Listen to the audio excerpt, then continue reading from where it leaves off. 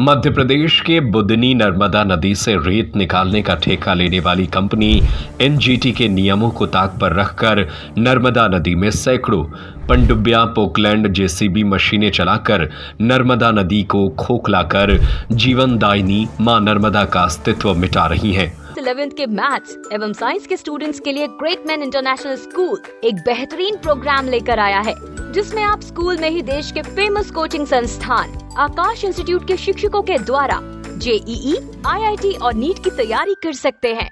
पूर्व मुख्यमंत्री शिवराज सिंह चौहान के गृह क्षेत्र बुधनी में रेत निकलने का ठेका पट्टा सीहोर खनिज विभाग द्वारा रेत खदानों को पट्टा दिया गया है, लेकिन आधिकारिक और राजनीतिक संरक्षण प्राप्त रेत चोर माफिया ठेकेदार नर्मदा नदी के ग्राम बाबरी, जजना, जहाजपुरा, सिलकंठ में दर्जनों पनडुब्बियां और जेसीबी पोकलैंड मशीनों से बीच नर्मदा नदी बहते पानी से रेत निकालकर नर्मदा नदी को खोखला कर रहे हैं।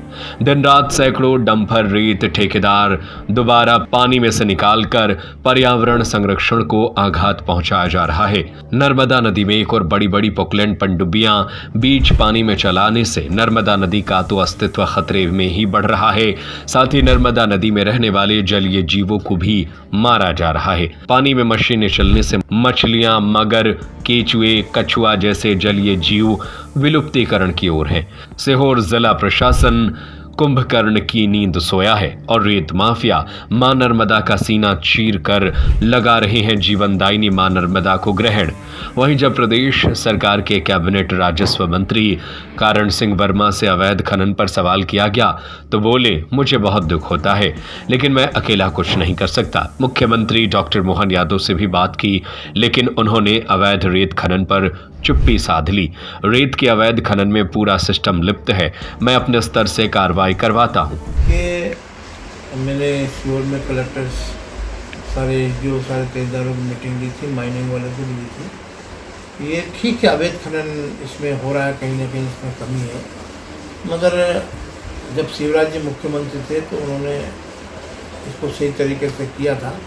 पर जैसे कमलनाथ जी मुख्यमंत्री बन गए तो उन्होंने थोड़ी नीति में परिवर्तन कर दिया और वो कहीं ना कहीं हमारे लिए घातक है।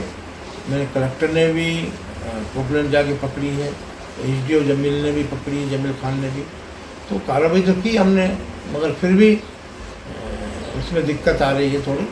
और अब जैसे मैंने मुख्यमंत्री से भी इस मामले में बात करूँगा, कलेक्टर से बात करूँगा, तो उसको कार्रवाई। ठीक बोला आपने, कहीं ना कहीं इन लोगों को कमी तो है, जो नीति के नियम के काम तो नहीं कर रहे हैं, ये सही है।